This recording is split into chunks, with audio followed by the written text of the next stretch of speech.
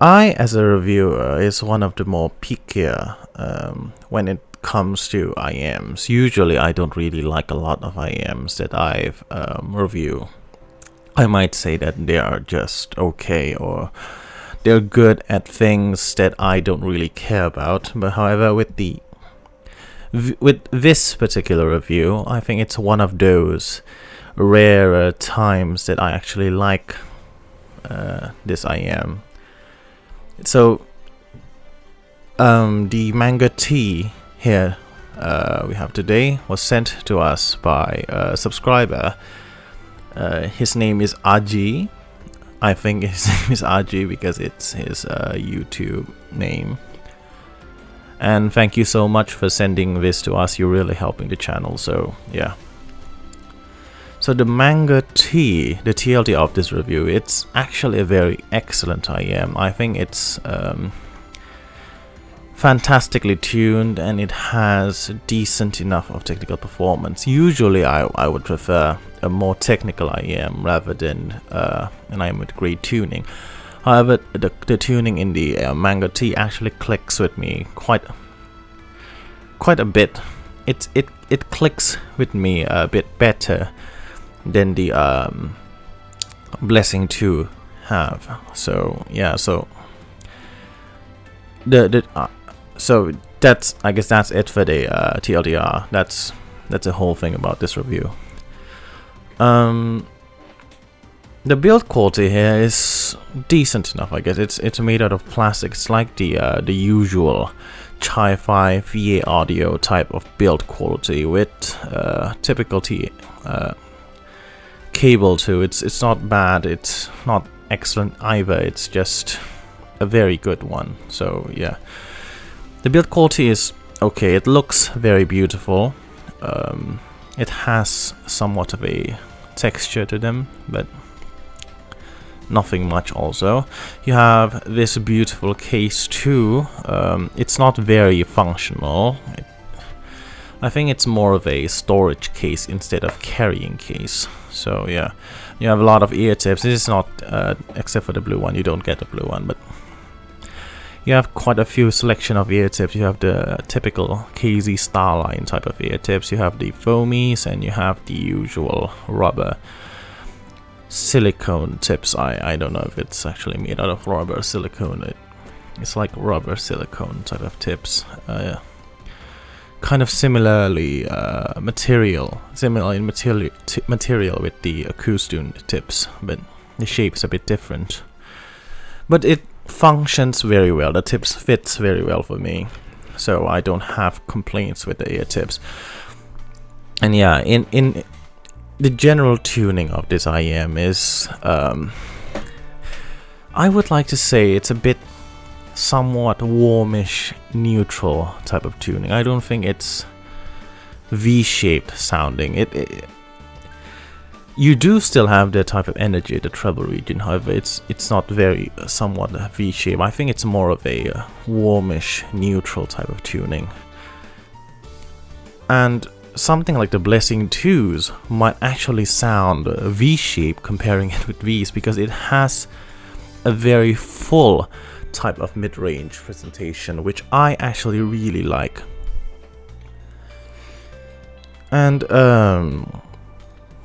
I do have quite a few complaints in their presentation, but most of them is probably at the technical performance aspect rather than the tuning. So yeah, though I might actually buy these one day, and if I would have bought these and I would have owned these, I think I would be using them a lot because I actually like their presentation of their tonal balance.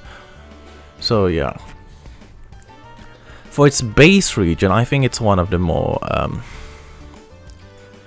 I think it's a bit disappointing in my opinion. The bass region here, it uses one dynamic driver in here. By the way, it is priced quite this is not very expensive. It's cheaper than the Blessing 2s. It's a bit more expensive than the what do you call it, the V Audio Legacy 4s. And it's a bit cheaper than these two also. But you can actually find the Sony MDR EX1000 second hand for much cheaper than either of these, maybe at the price of the Blessing 2s, and that's probably insane if you can find that one at that low price. But maybe this is between the price here is between the Blessing 2s and the Legacy 4s. It's about $300 if I'm not mistaken. And yeah, the bass here is one of the more disappointing parts of the Mangird T. It has one dynamic driver for the bass, so it has actually that type of more naturalish type of decay and attack presentation, but though it's not the fastest in terms of attack, maybe a bit slower than it's somewhat like the bass presentation of the Legacy 4s. It kind of reminds me of that, which means it's also not the most dynamic type of bass presentation. It's definitely a bit elevated. It's a bit more elevated than the if you look at the frequency response, it's a bit more elevated than the ones in the Blessing 2s. However, with that lack of dynamics, the perceived type of the perceived elevation or the perceived loudness of the bass is actually not that loud, I guess. It's actually a bit shy here than the Blessing 2s, and noticeably a bit shyer than the EX1000 too. This is the definition of dynamic bass. The bass here is insane. Okay, the bass here is insane. It even has a bit less dynamics than the bass in the M7, and the M7 is a full BA setup, so it's not a very punchy, not a very dynamic, not a very exciting type of bass. However, it's just there. I guess it's there. It has the dynamic driver decay, and it's also quite detailed also in the bass. So I think the only lacking part of the bass here is probably the dynamics. But yeah, that's actually a big part in evaluating bass performance in my book. Definitely. However, what you get here is also it's quite coherent, because this is a 6 BA and 1 dynamic driver setup. It's actually a lot of drivers here, and I think with that less dynamic, less impactful, and yet still mildly elevated bass performance, I think it lands pretty well in its coherency with their other drivers. So you do have something to gain there, but you lose what dynamic drivers do best, which is being dynamic. So I think it's quite a flaw there that I would like to mention there in the bass region. For the mid-range, although the bass here doesn't bleed, actually it doesn't bleed, doesn't bloat to the mid-range, so it's a good presentation of a good type of it's quite a balanced presentation of bass. So in the mid-range, it's actually one of my favorite part of this IM is the mid-range. It's fuller, it's very full, it's full sounding mid-range. It sounds quite like it's full like the Sony M7, although without the type of withdrawn quality or like muffled quality in the upper mid-range. And it sounds like the Blessing 2, but you fill in the mid-range better. It has a bit more body to it. It kind of sounds like the ZMF Aeolus type of mid-range, if you know, that warmish type of mid-range without the muddiness, without the muffled quality of the upper mid-range. It's of the usual Odyssey type of upper mid-range. You do have that quality here, which is a very enjoyable type of thicker mid-range that I really like, and it's actually quite rare, I guess, in the Hi-Fi spectrum of IEMs. So it's actually quite a very welcomed coloring.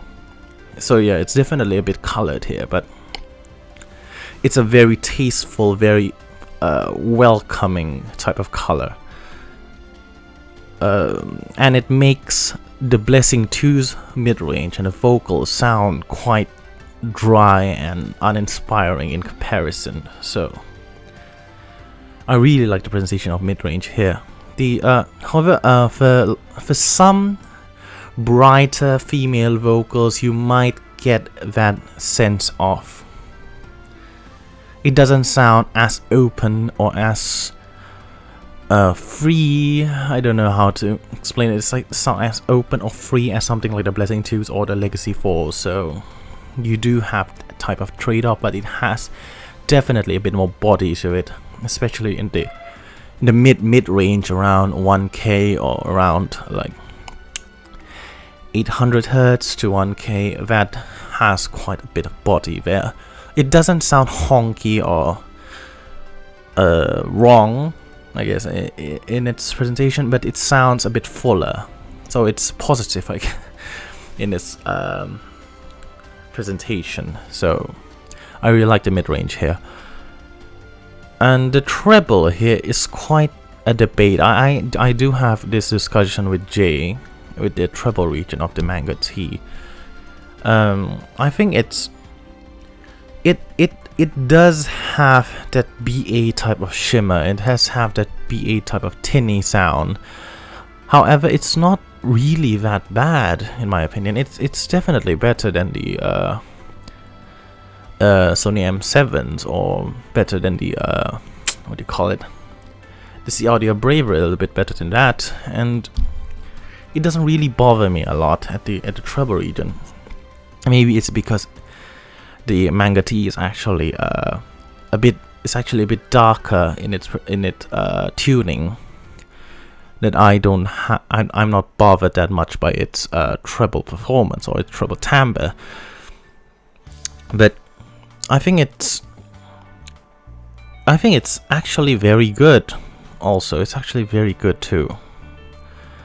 And we'll get to that when we talk about the detail here.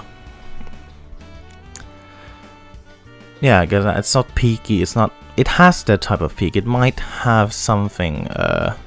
You might hear a bit of sibilance in the treble here, because it has quite the energy at 8K region. But the other part of the treble is a bit darker in its presentation, so it might sound peaky as in a few recordings or a few tracks, but for most it sounds quite pleasant in my opinion.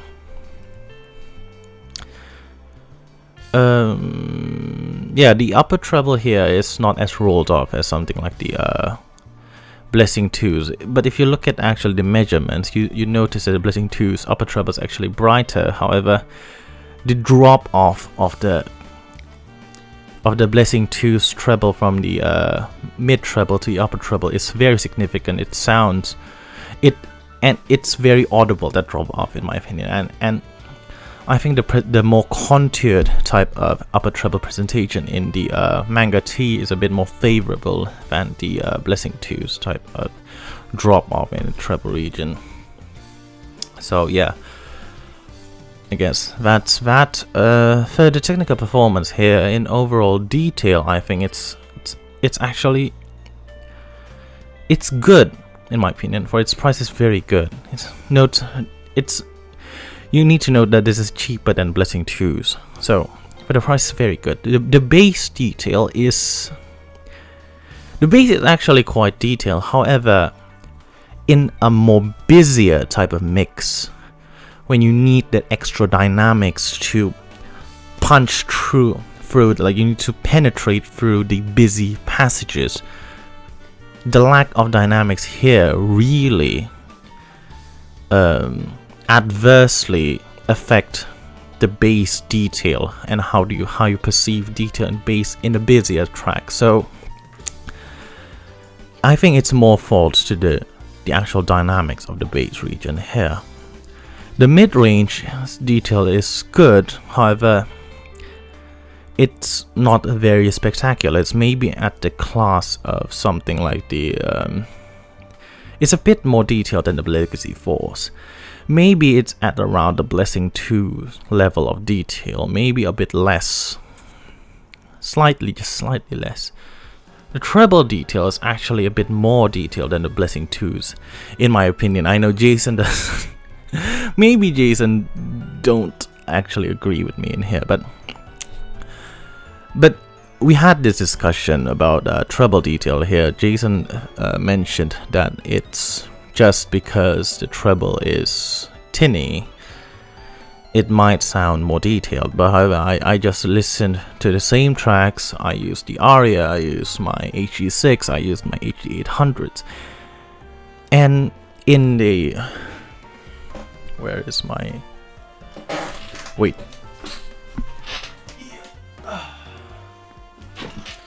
I have this track I use for treble detail, which is the Miku Symphony 2021, I guess. Is it 2021 or 2020?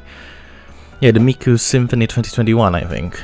And I have no idea what the title is. It's Japanese. The second track, the 5th anniversary version, the second track, which I don't know how to read this. I used to know because I used to take Japanese class at my high school, but now I'm fucking dumb at Japanese. So the second track, it in the midway towards the end section of the track, you do have this constant what do you call it, the cymbal strikes, I think, constant cymbal strikes.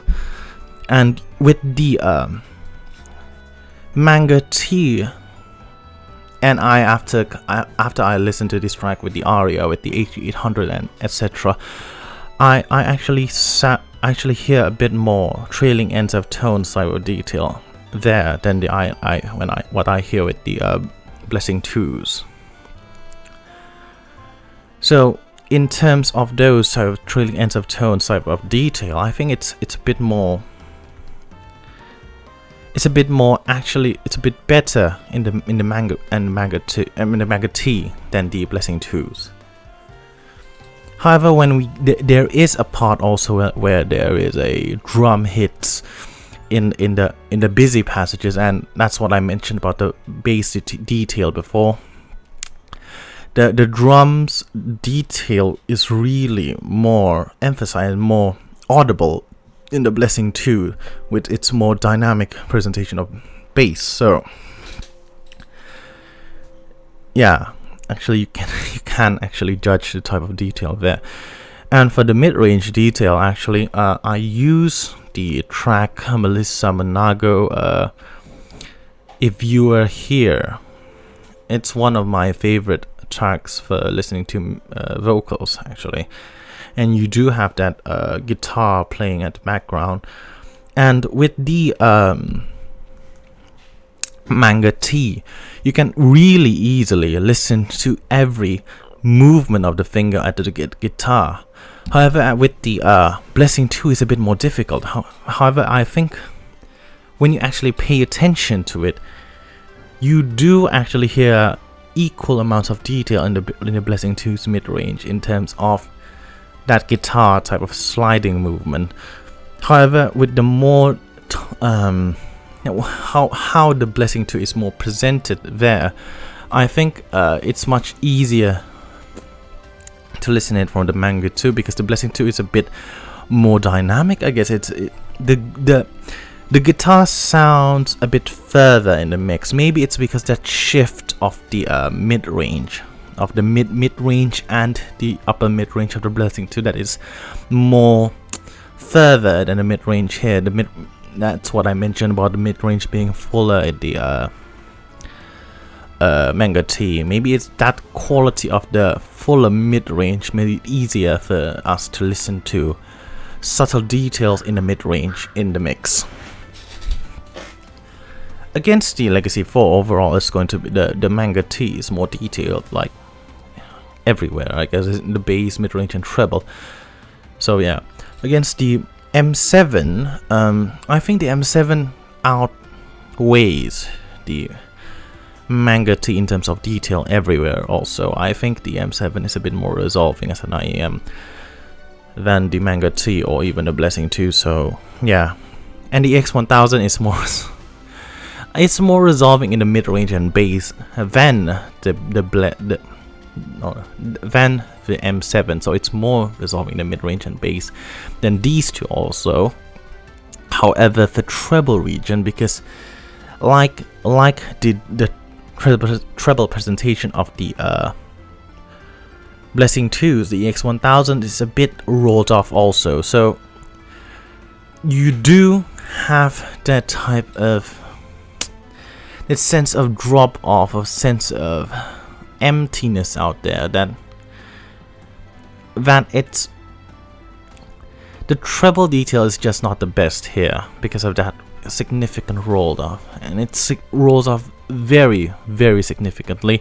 It's more rolled up than the Blessing 2s, and because it's just empty up there. So like above 11k is just practically nothing.